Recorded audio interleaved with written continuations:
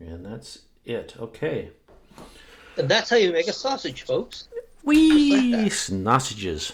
So I'll give it out at the end for chuckleheads that want to follow, but also let them know I ain't following you back. Don't expect a howdy do or a handy or anything like that. We do pro quo. Yeah. Okay. I suppose that's the equivalent of a reach around, isn't it? If Yep. you're just like following each other back. Yep. Yeah. Yeah. Digital reach around. Yep. Yeah. Yeah. The A old handy Twitter reach 69. around. Yeah. A 69 reach around. There's your title. 69 reach title. around? I was going, I was going to say, Twitter reach around. Or 69. As long as it has reach around in it. Fuck it, just call it the reach around. Yeah. The reach around. Well, I'll figure something. Well, I gotta have two titles. So they have the main title, then the second one in case you don't like it or something. But I think there's going to be a new Jack Reacher show on Amazon Prime next year. Yes, So put it in your calendar. February 2022. They were going to do a show about that, and then you can call it the Jack Reacher round. The Jack reach around. Those first two movies, one of them, I didn't like it. It was, I remember watching in the theater with a friend of mine, and we both walked out, and she was a huge Tom Cruise fan, and we were both like, God almighty, that was a rough movie. I think it was the second one. That makes sense. I actually really liked the first one. I was surprised how much I liked the first one. But Tom Cruise, say what you will about him, but He's a witch. does make, yeah. It generally makes entertaining movies. Yes. It's still the mission. Even like War of the Worlds, which isn't like, it's not right up there, but entertaining movie. Just sit down. First hour was Worlds. great. First hour was great, and then you're like, okay, that ended rather abruptly. So at some point, it's like, we're just going to get out of this. Yeah. Okay, come on, lad. Let's wrap it up. Let's go. With Jack Reacher, there's two scenes I always watch on YouTube. It's the one with a girl and him in the bar. When she sits down, she tries to hit on him. Oh, yeah. She's like, I'm not a hooker. Well, then I really can't afford you. Yeah, it's a good scene. I like that. I like that movie. Yeah. The second one, as much as I wanted to like it, I just can't. I just can't. There's just something about it. It's just so unwatchable. And it's even got Colby Smulders in it, or whatever she's called. Oh, yes. Yeah. And she's easy on the eye. Yeah. I can't even sit through a film with her, and it's just something about it. I just don't like it. Now, it's been years since I watched it. Is the second one where there's a scene where he's in a diner and the two local police officers come in? Is that the one? I like that scene. Yeah. That was really cool. That was very well done. Well, that's the opening scene. Yes, exactly. That's the opening scene. They should have thinking this film's just going to be stop right right there. Just stop right there. Yeah, they just Titles. back the car up to a cliff, and then, whoa, there you go. Yep. Straight off the cliff. All right. It has a couple of decent moments in it, but just as a film, I just can't sit and watch it. There's probably a couple of scenes I could watch on YouTube, but... Is that a new series coming from Paramount? I think it is, isn't it? Reacher? What? Reacher, yeah. I think Yeah, it's Paul just mentioned it. They're doing a Jack Reacher TV series, and they're going to be doing in July or It's on something. Amazon Prime, but I don't know who's making it. Okay. Yeah, I just saw a preview for it now. The even though I've heard that the character in the book is short, Tom Cruise was tall. Was he tall or too short? Very, very tall. Okay, yeah. So the new guy they have is tall, meaning more with the character. Yeah, he's enormous. Yeah, because that was the biggest criticism with Tom Cruise doing it, because he's so small. Whereas the guy in the book, I've actually read quite a few of the books. My dad got into him, funnily enough. I think he might have watched the movie, liked it, and then started reading the Jack Reacher books. I think he's probably pretty much read all of them by now. And he just he passes them on. Say, read that. I actually quite like the Reacher books. They don't take long, and it's just like it's like reading an episode of the A-Team or something. He breezes into town, finds out that something bad's happening, and he puts it right by beating people up. It's like, hey, I have absolutely no problem with any of that. So yeah, that was the biggest issue. Tom Cruise just so small because Jack Reacher's enormous. He's like 6'4" or something. He's built like an absolute tank. Yeah. The picture I saw of this guy, he looks that way. Yeah. Alan Richardson is called. I'm not sure if he's been in anything else. Well, it's funny when they talk about Tom Cruise and him being shorter. It was an infamous thing when he was married to Nicole Kidman. She's about 6 inches taller than he is, and people always used to get pictures of him in his lifts when they would go to events together. He would have the extra little lifts, so he would be at least close to her height. Yeah. But, Now, here's a bit of trivia for you. I'm just looking at the Reacher page on Amazon Prime, and the guy who's playing Jack Reacher is called Alan Richardson, and apparently he appeared as Aquaman in Smallville. Oh, okay. Yeah. So there you go. And so you lads might recognise him from that, but I didn't actually watch Smallville, so that doesn't mean anything to me, sadly. Yeah. I didn't watch it either. I did. So I kind of remember his face. Yeah. Oh yeah.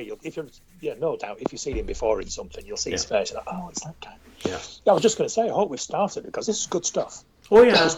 I recorded right from the start. Here. The only thing I'm thinking just before you even said that, I'm thinking, God, I don't even have to do a whole lot of editing in this first part because Paul hasn't said anything about his. Yeah. And I don't have to do anything to go, I got to take that out. Got to take that out. Yeah. Just been talking about the weather. Yeah. Weather, the Weather Channel. Maybe I'll just make a short little 5-minute audio of the TPC weather report, put it up. But okay, well let me get the start of the show in, and then we can just keep going and jump around. Guys, I'm bringing the party to you. Snakes. Why did it have to be snakes? You big dummy. Oh, great Odin's raven. Say hello to my little friend. I stepped in a ditch last night, man. I almost froze my balls off, man. You take drugs, Danny? Every day. Good. What's the problem? Yeah, David. Giggity, giggity, giggity, giggity. Over no punches fear well without. I'm the doctor.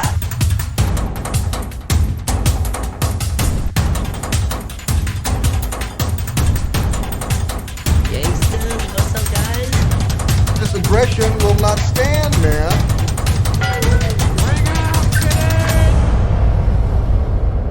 Engage. Quiet, numbskulls, I'm broadcasting. Hey everyone, welcome to the Pulp Culture Cafe, Season 9, Episode 257. We are recording again from our individual homes and hotspots around the world. Okay, well, 2 spots are here and there. So, I am the, host, leader of the band. Anyways, I'm John. I'm Paul, and I've been promoted to number 2. Fuck you, Scott. So remember, Paul's the number 2. My name is Scott. Scott. Oh, no Tits McGee.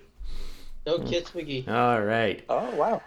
So, folks, as I used to say before we went in the shop, come on in, take yourself a seat in the corner booth, and let's get our geek on. I haven't said that. And the other thing I haven't said in a while, let's get this boat on the road.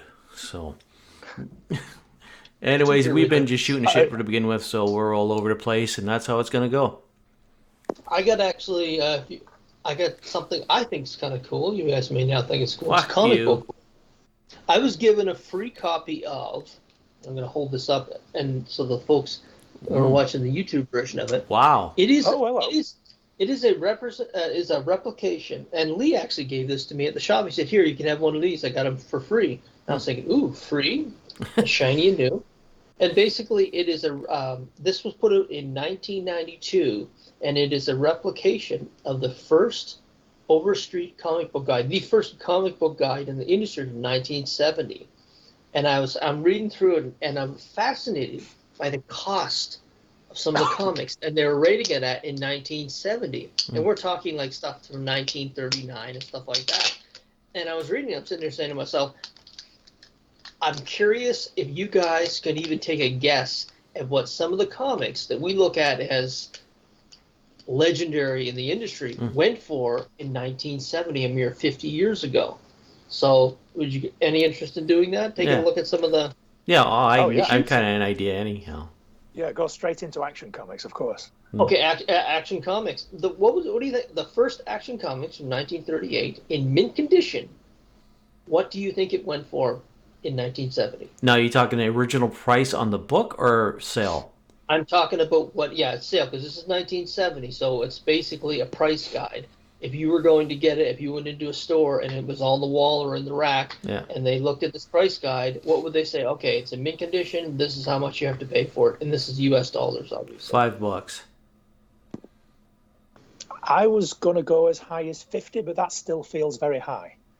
Actually, it's not very high. It's very low. In mint condition, Action Comics in 1970 was going for $300. Wow. 300. Yeah, That's a lot of money in 1970s money. Yes. It's good. I was looking through. One thing I did notice is they're not lowballing comics. There are some in here that, like, okay, back 1970, $300 would be what? Probably $3,000-$4,000 today. Yeah. Yeah. That's a lot of money for that. Because that's pre the Christopher Reeve Superman movie. I mean, you've got George Reeves on TV by that point, I suppose. So Superman he was already on cash TV. Yeah, but certainly pre-boom, it's not like they'd really taken off. Well, I mean, I'm surprised. I didn't think they'd be quite that high. Yeah, that's why I thought it was interesting, because there was a few things that surprised me here. Okay, the first appearance of Spider-Man, Amazing Fantasy number 15. Now, this was in 1962. This came out in 1970. Well, how much would you pay for a near mint copy of Amazing Fantasy 15? Wow. I think that Marvel and certainly Spider-Man are probably more popular than Superman in 1970. So I'd probably say it was more than Action Comics number one. Yeah, I'd say about $1,000. Okay. Oh, I wouldn't go that high. That sounds like a lot. I might have gone a little bit higher, like 500, 600 maybe. Okay. $16. Fuck off. $16. I'm serious. Wow. This is why it's going to be a good idea. Just the looks on your faces at the same time. It's like I was thinking to myself, this is going to be an interesting little read. Yeah, it was $16 for a mint condition Amazing Fantasy number 15. Wow. Amazing Spider-Man. Now, the first Amazing Spider-Man, then 1963. So this is only 7 years later. So, and you got to look at, we're thinking at a collector's mind. Yeah. But back in the day, 7 years later, what would an Amazing Spider-Man number 1 go for? 7 years later? From 7 years later. Remember, these are 12-cent comics. Yeah. These are 12 comics. Yeah. So 7 years later, Amazing Spider-Man. There's no hype for it at that point in time, so you're not. Yeah. Well, then I'm going to go like maybe $8. I was going to go 5. Yeah. $5 exactly. Wow. Holy crap. This is right. Come on down. Yeah, we got a bingo. The comic price is right. So just to give me an idea, you were talking about how much $300 would be in today's money. Yeah, go on. It's $2,138.57. I won't pay that for Action Doll. I had no idea it was that much. But wow. The first where is it? The first Avengers came in 1963, number 1. What do you think that would run for? Again, 7 years later, 12-cent covers. Well, I'm gonna go with I'm maybe $3 then. You know what? I'm going to undercut you again. I'm going to go $2.50. It was actually double. It was $6. Oh wow! You guys would have walked in that store and then started to barter, and he would have said, "No deal, sir. It's at least double that to $6." A whole $6 for Avengers number 1. Wow. The first Batman in 1940. Again, this was 30 years later. 10-cent cover. What do you think a mint condition of Batman number 1 from 1940 was worth? Well, Action Comics was 300, wasn't it? So, yes, it was. Now, bear in mind, this isn't the first appearance of Batman. This is just Batman number 1. But even so, exactly. Let's say $250. 250. Okay. 250 and 1. Actually, you're both over. It was only $175. You remember back in the day, Batman wasn't it didn't have Superman it was a more Superman was the book, and Super, DC was more popular than Marvel. So so that's just the way it goes. Captain America, 1941. Now again, this is 30 years later. What do you think of number one of Captain America from March of 1941 went for in mint condition in 1970? $15. I think it'll be less. I don't think people really gave a shit about Captain America. So it's almost the same now in books. Yeah. $8. 150. Damn it. Yeah, that was in 1972. Wow. Yeah. There was, as I said when I'm reading this, that's one of the reasons why I said it about on, because I said to myself, there's a lot of numbers in here that surprised me, so I figured. Yeah. Okay, one more, then we need to move on here. Yeah. First issue of, let me find one that's a big wow to me then. Yeah. But just out of curiosity, I'd love to know what Detective Comics 27 went for as well. Detective Comics 27. Let me just look it up right now. Detective Comics 27, first appearance of Batman, went in a mint condition $275. $275. I've had a feeling it'd probably be about the Superman, the Action Comics price, $300. So $275 sounds about right. Yeah. Go to the X-Men. The X-Men. X-Men in September 1963. The first issue. What do you think it went for? Or was selling in mint condition? 1970, probably about $15. I'm gonna go again. $15. X-Men. I wonder if. I think it'll be more. 75. $6. Yeah. Wow. People forget the X-Men get canceled. Yeah.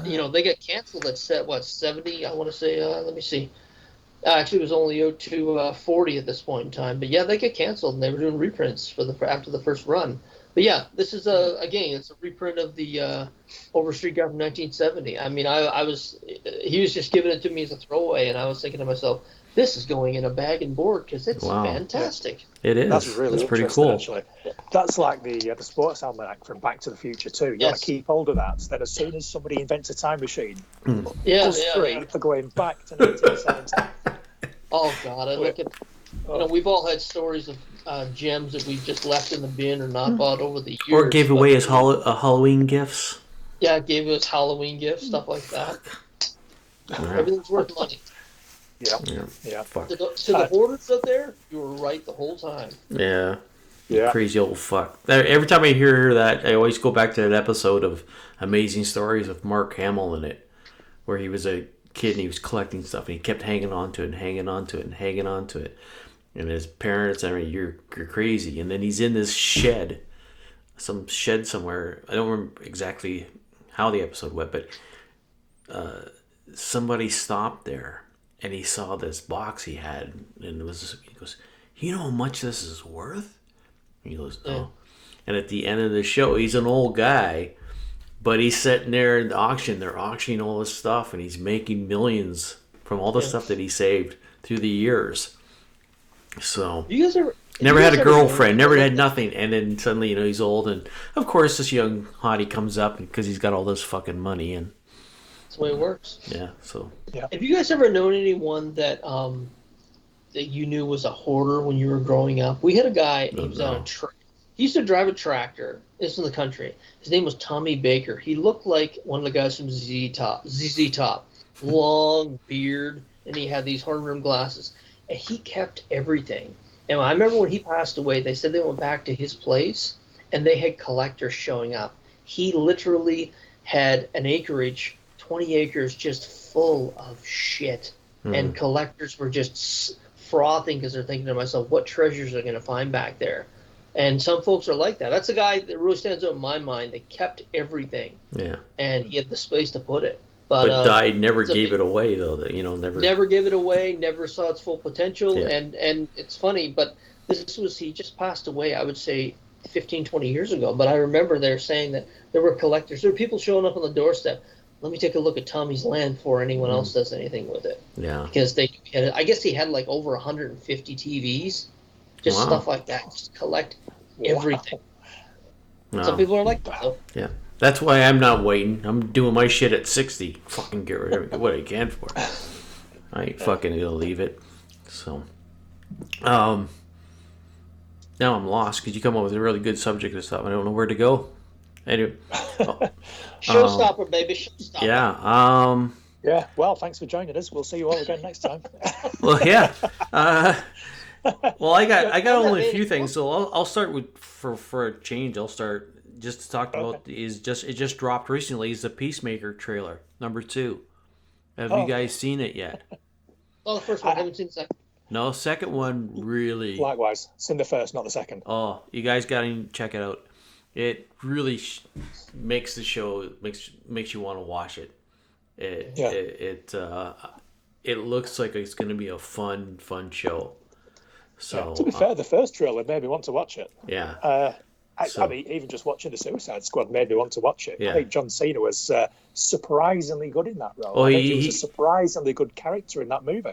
He really, just from the clip, he surprised. Yeah. Like me, he's like, wow, this is, he's got that same sort of charisma as The Rock, but I think and that's surprising to me. Yeah, and but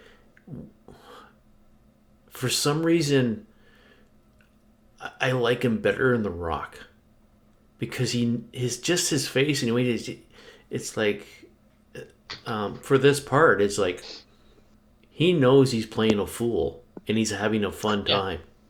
Yeah. He's better at self-deprecating humor. Yeah. It's funny when him and Hogan had very similar runs in the WWE where they were baby faces, where they were beloved and sold a ton of merchandise.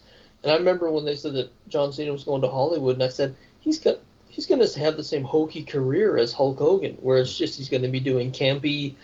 Mr. Muscles, I think, was one of Hogan. It was just going to be a goofy career. Mm-hmm. But when I saw his comedic timing, and he was in an Amy Schumer film, I think called Trainwreck. Yeah. And he did some jokes, and I was like, that's going to be his gold right there. Mm-hmm. And sure enough, he's been able to really work that into his film career, and I think it served him well. It just, some reason, just popped in my head if in the latest, the Suicide Squad, the one that Paul did not like, but him and competing, he stops and he goes like that. No, to be fair, no, that is being fair. No, I didn't love it. You didn't love it? No, it's all right.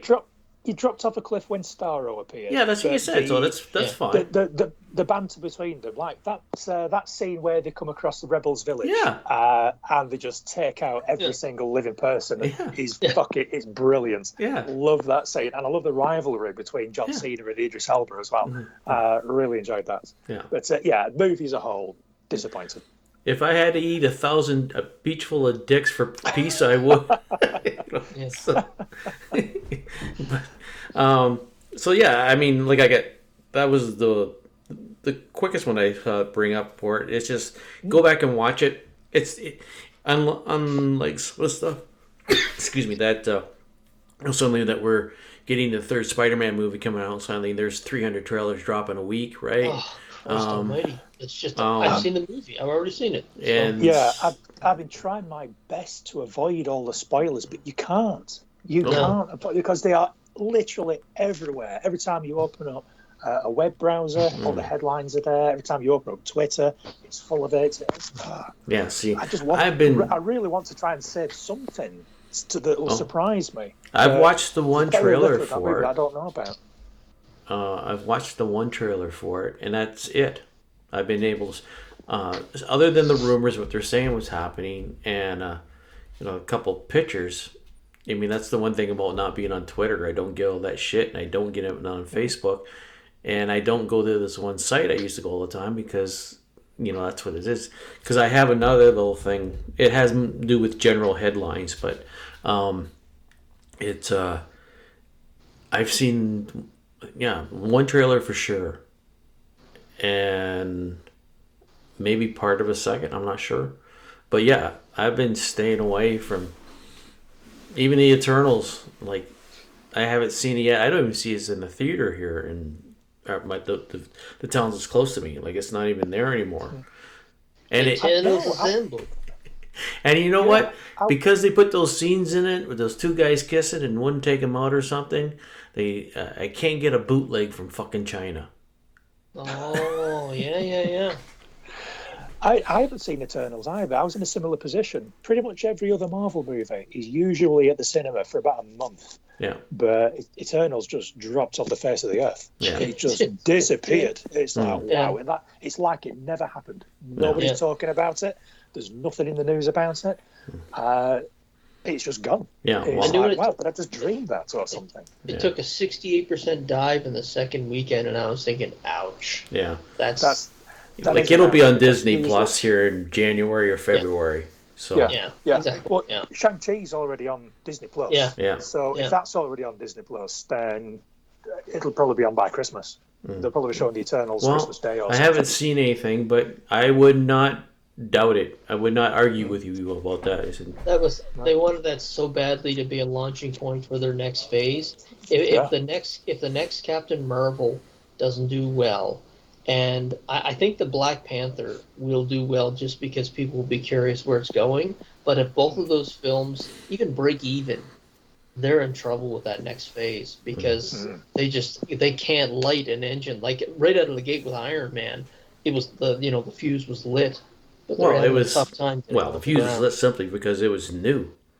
Yes, like exactly. We haven't seen anything like this before. What's going on? It took everybody by surprise. I went to go and see Iron Man, and I was always a fan of Iron Man from the comics. So I was looking forward to that movie. I expected it to be garbage.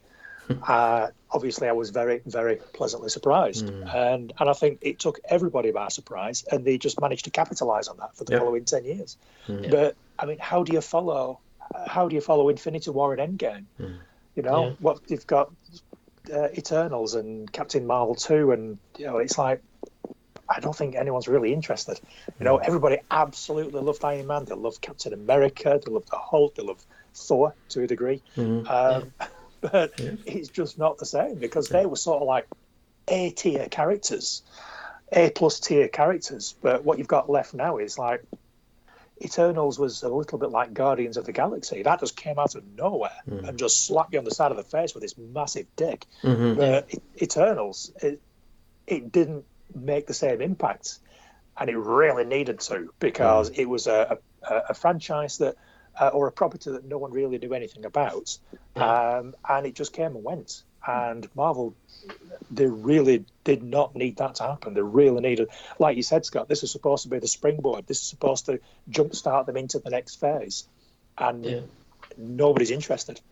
I think what they planned on doing was doing some single movies, like the reverse of what they did with the other movies, where they did the springboard to get the main characters introduced and then do spin-offs. There's no one being talked about. No. I think actually the Spider-Man movie coming out will do more to introduce a new. Yeah. I think if Spider-Man comes out and it even beats hit in this climate, does well the box office in this climate, I think they'll go back and re-examine and saying, even though Eternals was supposed to be the start, the real start would have been this Spider-Man movie when the multiverse. If they go that way, hopefully that's what they're leading to. If you see the previews, that it's going to pop open, and that's going to get people excited because so nerds like us now want to see those properties like X-Men and Fantastic Four come out, and then you'll get us you'll get us excited because this is what we've been waiting for. Hopefully, with the track record of the Marvel movies, they can take it and correct course it. And that's going to be the springboard. People will be... Eternals is part of it, but Eternals is now going to take a back end to... We've got to... If they're a business like anything else, okay, we've got to go back, restructure our plan, and we've got to bring these characters in quicker than we wanted to. I agree completely. Yeah, I think they really need to rethink the Phase 4 plans. I don't know where they were planning on going with these movies. Like I say, I haven't actually seen Eternals yet because it just got pulled from the cinema. So I don't know what the plans are for Phase 4, but I think they really need to jack up Fantastic Four. More so than the X-Men, perhaps, because we're not that far out from the last X-Men movies. Probably not far enough out from the last X-Men movies for it to really be impactful. But Fantastic Four, I know there's been a fairly recent Fantastic Four film, but nobody was interested in those movies. No. They just weren't particularly good. Nobody cares. Everybody's looking forward to the Fantastic Four actually being done by Marvel. And that's the first Fantastic Four movie that they do is going to be a license to print money, whether it's good or not. Whether it's good or not will depend on how soon they get a sequel out. But the first Fantastic Four movie is going to be an absolute license to print money. But yeah, I think Phase 4 is in trouble, to be honest. So if I was them, I would seriously consider thinking, you know what, let's cut back on the scope of our Phase 4 movie division and let's put it onto TV, because the TV stuff is pretty good. I've been watching Hawkeye. I don't know whether you've seen that at all. I've watched for 3. He's still waiting to get the freaking Disney Plus app. I heard Fisk shows up, and that's a good step in the right direction. That's a big rumor. Right. No, it's not a rumor. Not a rumor. It wouldn't surprise me. I'd seen something about that on the internet. I saw the footage. I saw the footage of the moment with the hand, and it's obvious. It's just a hand. No, but he laughs. I guarantee. If you watch the footage, you'll be like, yeah, I didn't know I that assumed it was going to be Wilson Fisk, and I got all excited about it because obviously Echo's dad was into criminal enterprises, and he got killed. So I immediately thought it was going to be Wilson Fisk. But I heard somebody talking about it on a different podcast, saying that they thought it was Thunderbolt Ross, because Marvel are going to be doing probably a Thunderbolts TV show, and they thought that it was going to be Thunderbolt Ross because Echo was probably going to end up in that show. Now, I'm not sure. I hadn't heard anything about that.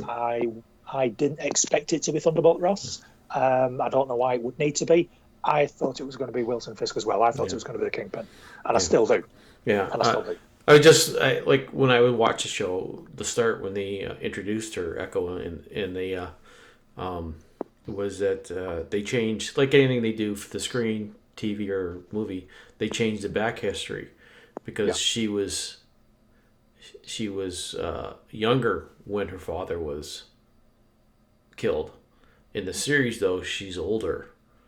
So, and then was she an amputee in the comics? She was deaf, but I don't remember her being an amputee. I don't remember that either. Like I don't remember. I didn't read it. I don't know. But what I've looked at history, I don't think so. I think that's a new aspect they added to it. I think so. But hey, why not? I'm all for it.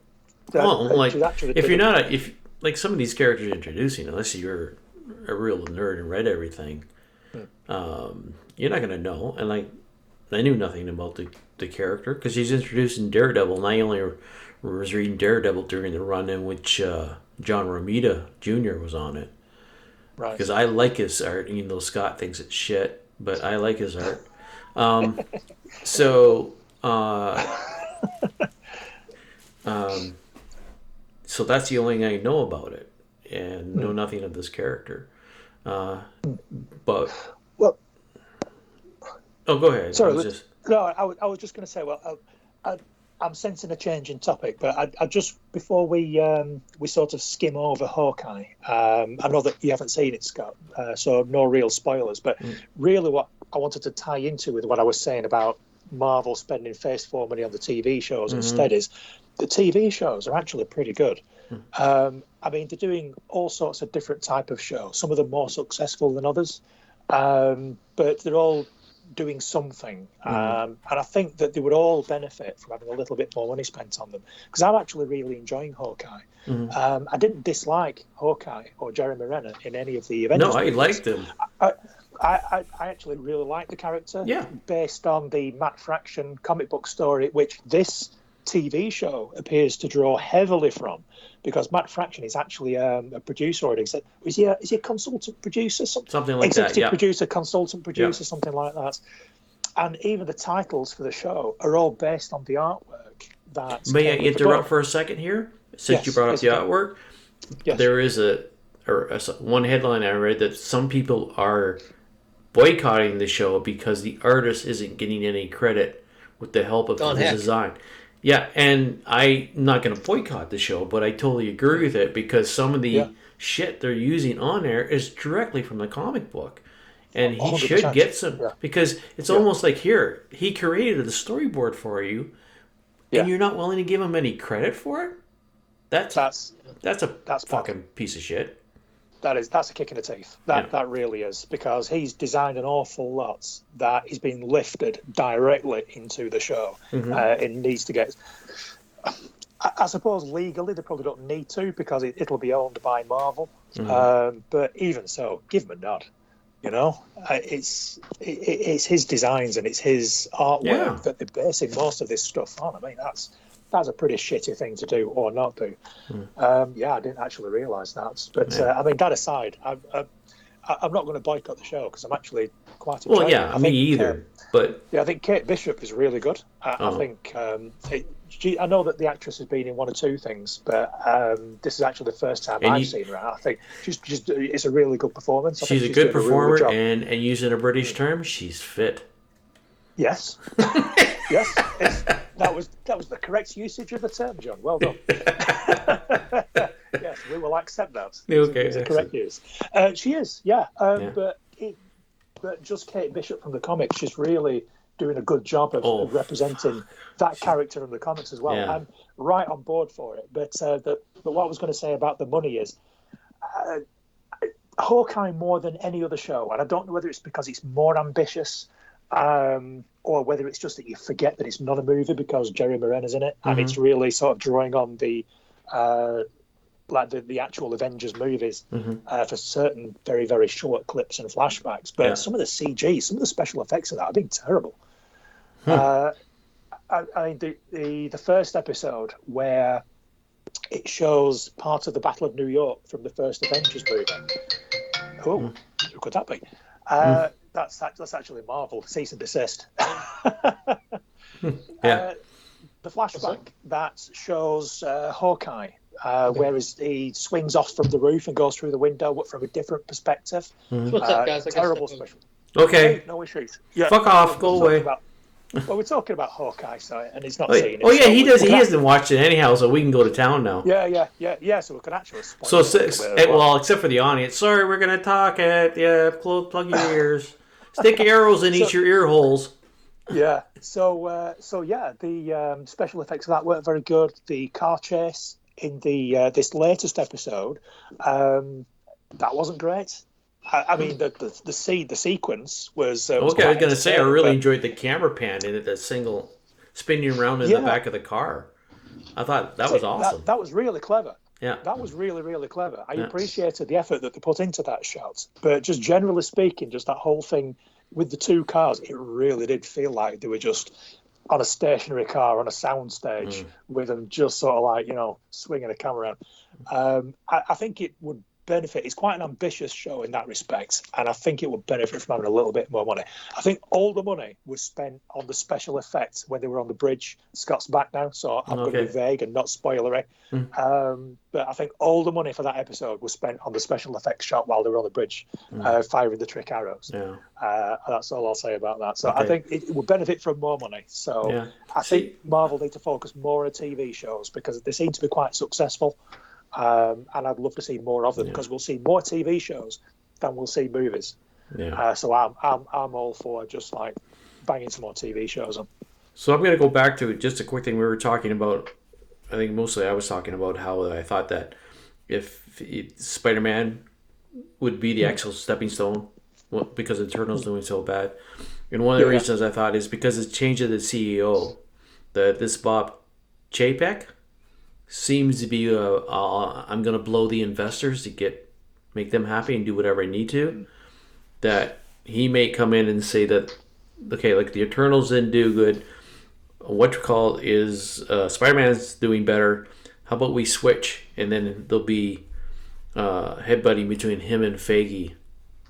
And I tell you, if they get rid of Feige because of if this guy I just got a feeling from what I've read and what I've heard, right or wrong, that he's gonna cause some real shit, and if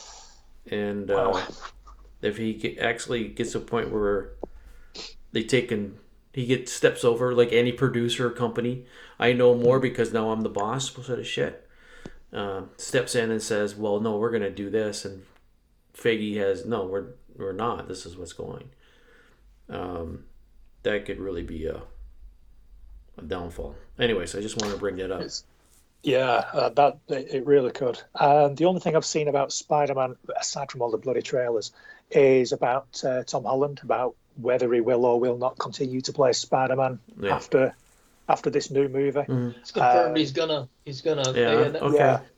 They announced another trilogy, and it's funny because right up until the day they announced it, he was like, "I don't know what the future leads," and then the next day he must have got a phone call. "Yeah, Tom, we announced it." And he's like, I'm very much excited to be doing the So it was hilarious because literally 24 hours and boop, he went back to what a wonderful series. I think he was quoted as saying that if he's still playing Spider-Man by the time he's 30, then something's gone very badly wrong. Yeah, that's just negotiation bullshit. Yeah, but I mean, at this point, he's Spider-Man, isn't he? And while Spider-Man is still the one movie that is definitely going to make an awful lot of money, because it's sort of one of our last links to the Avengers movies, isn't it? Yeah. Is Tom Holland as Spider-Man. Yeah. So it's always going to be popular, if only for that. They'll just back the money truck up. It's like they did with Harrison Ford in Star Wars. Yeah, I mean, till Tom Holland actually shows how old he is. Yeah, because now he still looks like a fucking teenager. Yeah. I mean, I don't know how old he actually is at the moment now, but if you're talking about a new trilogy, I mean, that's going to be the best part of 10 years from now, because the new one's literally just about to come out. So the next one isn't in development at all. So he's definitely not going to look like a teenager by the end of the next trilogy. Well, the cool thing they're building towards, and okay, he's 25. Yeah, he could go already. He could go to 30, 35. Yeah. But Alfred Molina, Jamie Foxx is in this new one. I think they're building to a Sinister Six movie. I really do. I think they're gonna in that area because they're really pushing Alfred Molina's in participation, and they have one with Jamie Foxx at the possible thing. And the guy who plays the Sandman, he's actually a very good actor too. He's been in Church something. Yes, exactly. Hayden Church. Hayden Church. Yeah. Thomas Hayden Church. Yeah. He's actually had a decent career. I think that's what, and of course, if they can get William Dafoe back as the Green Goblin, I'd pay to see that movie. Oh, Willem Dafoe, he'll be in anything. That fucker, he'll just turn up. He's probably not even scripted. He'll just turn up. They just be like, right, I'm here. Well, they're going to copyright his face, you know that. Disney will come along and says, "You can't make that sinister grin no more." You know, it's my face. I do what I want. No, that's Spider-Man's grin. That's Goblin grin. Yeah. He can do it without fucking makeup. The number of characters that are going to be in this new movie, it almost makes me think that this is going to be the Sinister Six movie. I mean, because once you've had all these characters in this one movie, where do you go from there? But, we've not even seen the movie. It could just be cameos. Yeah. All these posters, all these trailers that we've seen. I think Sony's might account for about 5% of the movie. Sony execs are beating off in the corner because they know if they get these guys up on the screen, it's going to go directly because they own it, right? And they go, look at the money it made because we got these 6. Now we can do our own movie with Tom, with the Sinister Six for Sony. Like, it'll be the Sony property associated with Marvel instead of Marvel associated with Sony sort of thing, right? So, so they're, they're sitting in the corner getting their lube ready because they're fucking going to be excited. There's one clip I've seen, and maybe you've seen it. It's from the trailer, actually. Have you seen the trailer? There's a scene where Sandman and the villains are moving forward. I know where you're going with this. Spider-Man's in it. And you can see Gargan, the Scorpion, all of a sudden just twists around mid-scene, and it's pretty obvious that they've taken characters out of there. They've CGI'd characters out of that scene. They think it's lizard? Garfield. Lizard. And it's not the Scorpion. Okay, then it's a lizard. Yeah. But it's obvious that this person got hit by someone in the screen, that the person's not there. And I do think Andrew Garfield and Tobey Maguire. Tobey Maguire. Tobey Maguire is going to be in this film. I think they're bringing it in like that. Well, if you've noticed Tobey this, Maguire is. I was gonna say, you notice it with the clip you're talking about. They've even shaved it down some more, so that you don't see his head going back. They took a few more seconds off, so you don't see it, because people have noticed what you said. So, but yeah, well, Tobey Maguire is definitely going to be in it, and I'm fairly confident that Andrew Garfield is as well. I mean, he can't not be at this point, can he? He can't be the only person who's not going to be in this movie at this point. He's got to be. They seem to be able to get these people in there. It's very rare for them to get an actor to say, "Sorry, I'm going to turn down this big wad of money for professional reasons." Yeah. Fuck you. Well, I mean, at this point, it wouldn't surprise me if Spider-Ham was going to be in it as well. So I'll bet you money within the next 5 years, Spider-Ham will show up in that universe, because that's a Rocket Raccoon / who else are they bringing in? Anything animal related? Absolutely, they're gonna do it. I'm confident enough to say that I'm pretty sure that Spider-Ham will be in a mid-season credit scene in this new movie. Okay. I would be more surprised if he wasn't than if he was. Okay. Let's wait and see. Even though I don't drink, if you're wrong, you owe me a pint when I come over. Okay. Even if it's just a Howard the Duck scene, like in Guardians of the Galaxy, where they just shoehorn him in there, and nothing ever comes of it. Yeah. So. Yeah. Oh yeah. It's a very, very quick cameo. If only it might even be like a small glimpse of him or anyone else from that Spider-Verse movie in that big maelstrom of whatever's going on with him and Doctor Strange. There'll be a glimpse of somebody. Miles Morales maybe. He's coming. He's definitely going to end up in that. Oh, 100%. If they're doing another trilogy, because they'll want to bring in somebody younger, who will then take over from Tom Holland. Yeah. Because by the time Tom Holland's in his 40s, he's going to be extremely expensive. Yeah. To get him to come back to play Spider-Man. So and then the other thing is, and they need to get somebody younger in. And it's not like when they bring in, they change character for whatever reason. Miles has got a long, strong history in the book, and a lot of people know him. Yeah. So if you switch from Peter Parker to Miles, no one's gonna. Oh well, there'll be the racist fuckers, but no one's gonna complain. Like, I know hardly anything about Miles Morales, but his character has been so well established, and that now okay, cool, Miles, bring him in, sure. Yeah, he seems to be an extremely popular character. What are you giggling down about down there? Comic book sales. I was going to debate differently, but I realized no matter what I say, I'm a racist. It's like, I was like, there's another hill. I'll find that one to die on. Yeah. So, but Paul, I mean, you do only this once a month. I mean, we basically only do this once a month now most of the time. So I know, but you usually got so much stuff you want. I know Scott has, piles and piles of shit that we'll never get to. Here. So, but is there anything you want to hit on? Because I think pretty soon we're going to do that. We're going to end with part 1 and go to part 2, sort of thing. Right. So, good heavens, is it that time already? Well, wow. Yeah, I know. Yeah, I mean, well, we've hit on Hawkeye, which I wanted to talk about because that's the most recent thing that we've all got an interest in. Mm-hmm. I wanted a quick mention. Obviously, we've got our monthly Walking Dead summary that I like to squeeze in. I have now seen the first 4 episodes of Fear the Walking Dead. I know there's been about 7 or 8 of them so far, if not more, but I've only seen the first 4.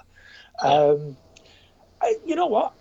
It's actually better than I thought it was going to be. It's like we've said before, at the end of last season, I thought... I'm going to interrupt you here for a second, buddy. Because I don't watch that shit at all. I'm going to go get myself a coffee. You guys can talk about it, all right? Okay. And remember, if you talk about my penis size, it is huge. Okay? All right, thanks. Okay, fair enough. Yeah. We'll talk about...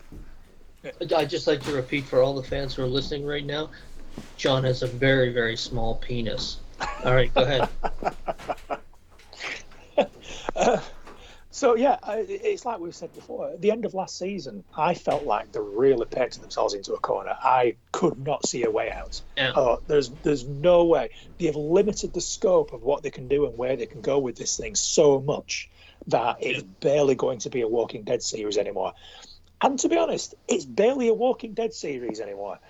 But I am actually quite enjoying it, and I think it's benefiting from the last 2 seasons that have been very, very good. I think they're riding the wave of these characters that they're still using that you've come to know. They're really riding that high. How long that will last, I don't know. I've only seen the first 4 episodes, but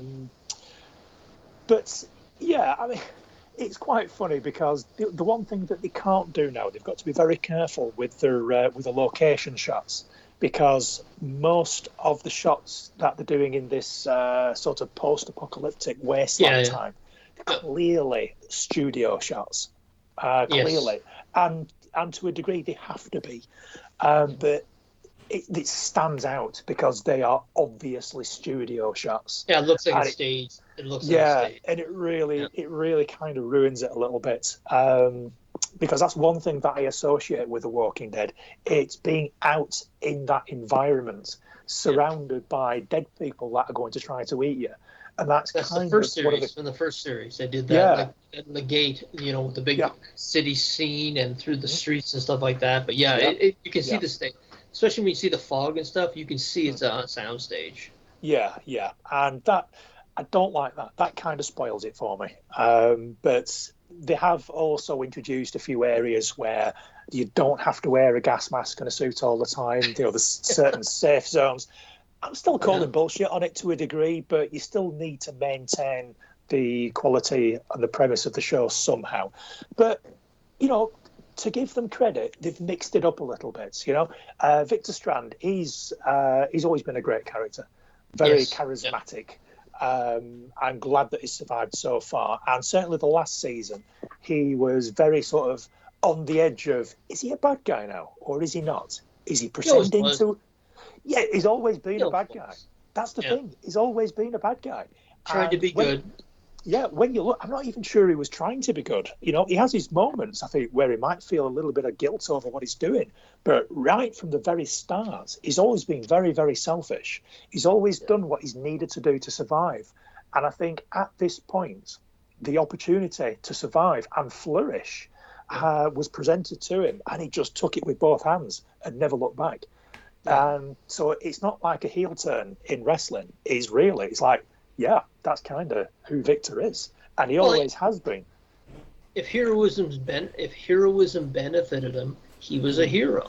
But he always had very much, and I love the end of last season, the beginning of this one, where he was very much, okay, I tried to be a hero.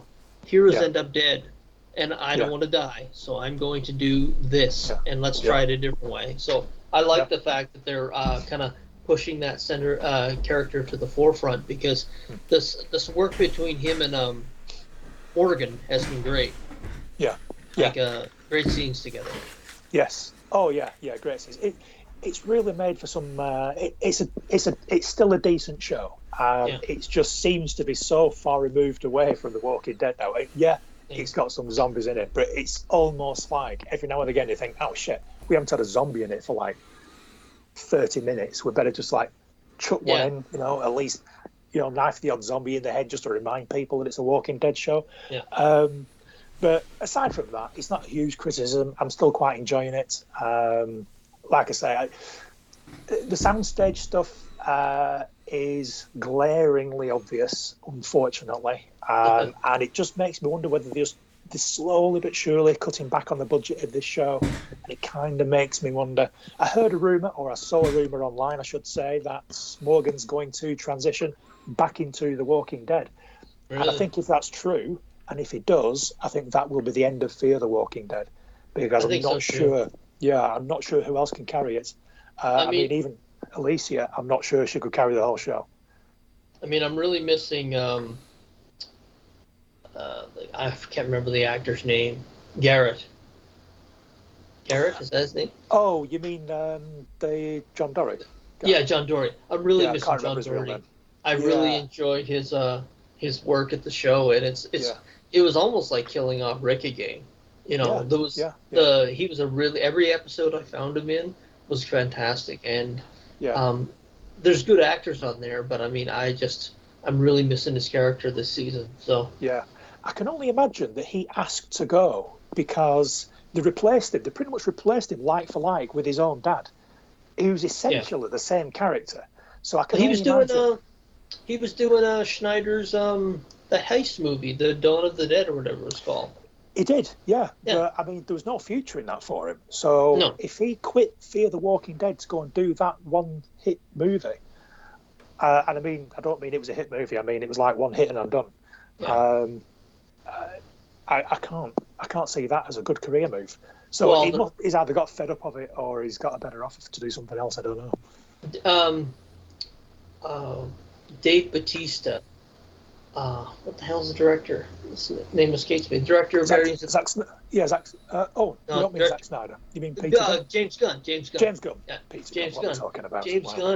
James Gunn had offered Dave Bautista a part in Suicide Squad, and he turned it down because I guess he made a shit ton of money from Schneider's film.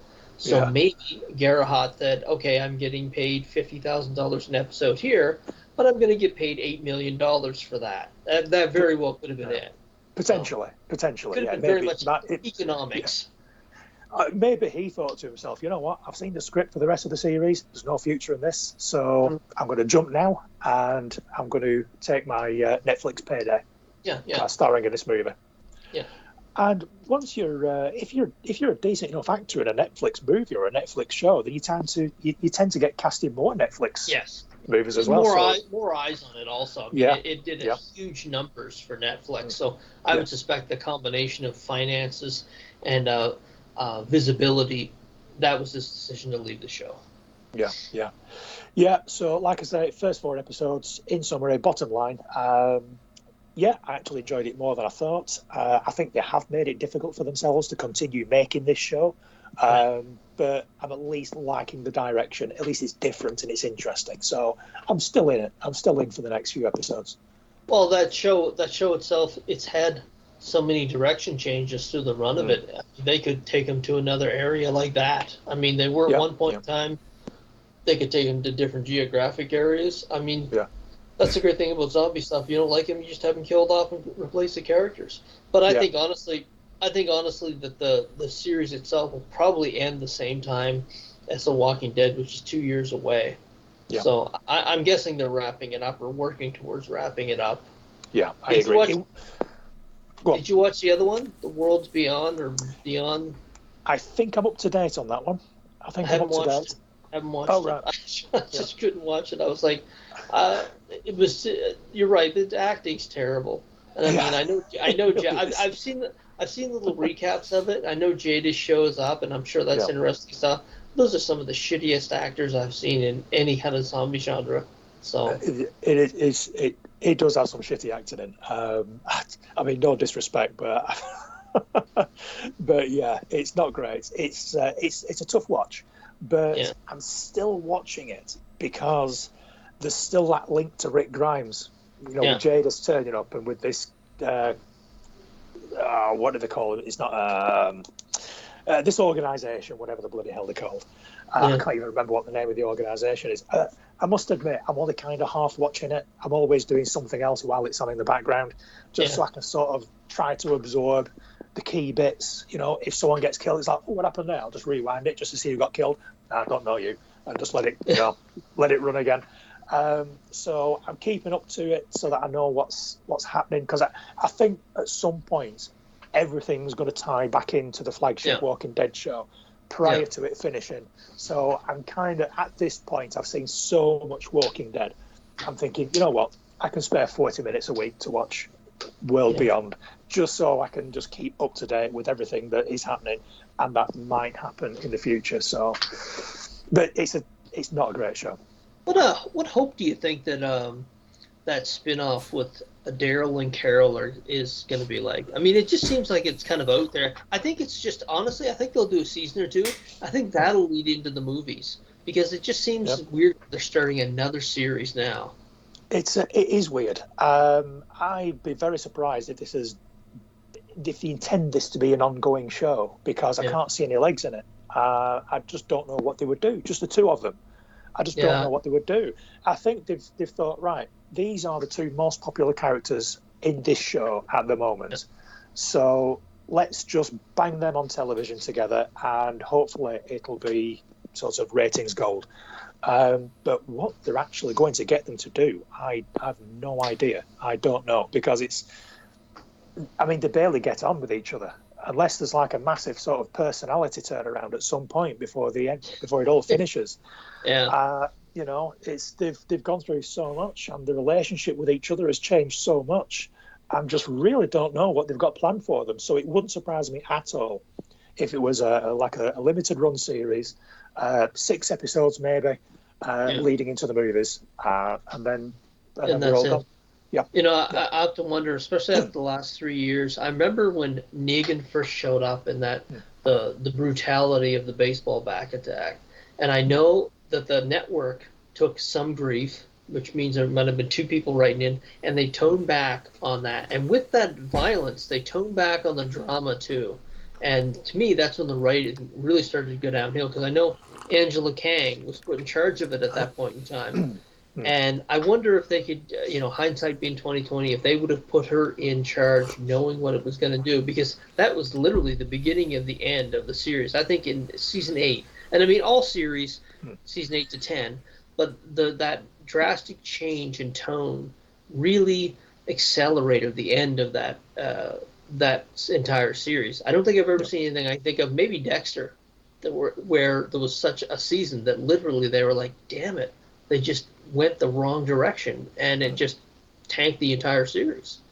So yeah. No, you're absolutely right. It's a different show to what it used to be. I actually keep toying with the idea of just watching the first 2 or 3 seasons again. Just watch the taste out of my mouth. Watch the good ones. We go to my daughter's house for Christmas and the holidays. I watch The Walking Dead, so I'm up to season 3 now, and it's amazing the difference in the acting. It's so much better. It's amazing. It's amazing, the difference. What's it like going back to watch it? Are you watching it thinking this is a good show, or are you watching it thinking I remember this being better than it actually was? I remember it being better than it actually was. I mean, I look at Scott Wilson, and they said it was a mistake when they killed him off, and it absolutely was a mistake. They should have kept him around for another season or 2. There's such a, you still feel that originality to it. I liked it when they were out. You literally felt like you didn't know what was around the next corner. I mean, I think, honestly, I think it's just the fact the show has gone on so long that there's a predictability to it. But when you're watching that, there was a complete unpredictability of what went on. And back at that point in time, like right now, they would never kill Daryl. They would never kill Daryl. They would probably never kill Carol, because they are such intricate characters. Back then, they killed whoever the storyline fit, and that's what made it original. You didn't know who, you really bought into that life was fragile, because they made you feel that way about it. But it's amazing. I think Paul, what's the director's name that sued them? Darabont? Yeah, Darabont. Oh, yeah. Yeah, he did the first 2 seasons or 3 seasons. Yeah. And I liked his style. When you watch those first couple of seasons, it plays like a movie. It doesn't play like a movie anymore. It's very much a more, although this season was better. Seasons 8 and 9 or 8, 9, 10 were just forgettable. It's amazing. As I said, it really took a show and really tore it down. And I'm curious if they could do it over again, whether they go in that direction. I would suspect not, just from a simple financial point of view. But no. I think the big problem that it had is the same thing that most TV shows suffer from. In fact, most things suffer from is lack of ideas. It's like you read the comic books, and like The Whisperers, massive event in the comic books.